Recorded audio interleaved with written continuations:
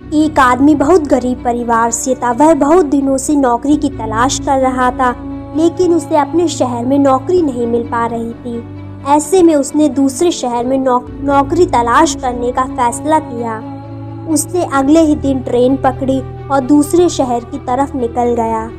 उसकी माँ ने एक टिफ़िन में रोटियां रख दी थी। वह आदमी इतना गरीब था कि उसके घर में सब्जी नहीं बनती थी, क्योंकि सब्जियों के लिए पैसे नहीं थे। ऐसे में उसकी माँ ने बस रोटियां ही बनाई थी और उसको टिफ़िन में रख दी थी। जब उसका आधा सफ़र तय हो गया तो उसे भूख लगी।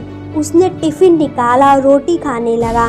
जिस तरह से वह रोटी खा रहा था, उसके आसपास बैठने वाले लोग उसे देख रहे थे। वह पहले रोटी तोड़ता, फिर टिफ़िन में घुमाता जैसे कि उस टिफ़िन में सब्जी हो, फिर निवाला तोड़कर खा लेता। ऐसा लग रहा था कि मानो रोटी के साथ सब्जी भी खा रहा है। लोग उसे देखकर हैरान हो रहे थे। वह ऐसा क्यों कर रहा है, उन्हें कुछ समझ नहीं आ रहा था।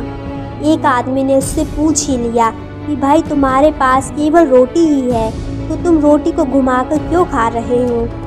उस आदमी ने जवाब दिया कि हाँ, मेरे पास केवल रोटी ही है, लेकिन इस खाली टिफ़िन में मैं रोटी घुमाकर ये सोच के खा रहा हूँ कि मैं रोटी के साथ अचार भी खा रहा हूँ। दूसरे व्यक्ति ने पूछा, क्या इससे तुम्हें अचार का स्वाद आ रहा है? उस आदमी ने कहा, मैं रोटी अचार सोच कर खा रहा हूँ तो मुझे स्वाद भी आ रहा है। जब उसके आसपास बैठने वाले लोगों ने यह बात सुनी तो एक आदमी बोला कि अगर सोचा ही था तो अचार क्यों सोचा, मटर पनीर या शाही पनीर सोच लेते। इस तरह तुम उन सब्जियों का भी मज़ा ले पाते।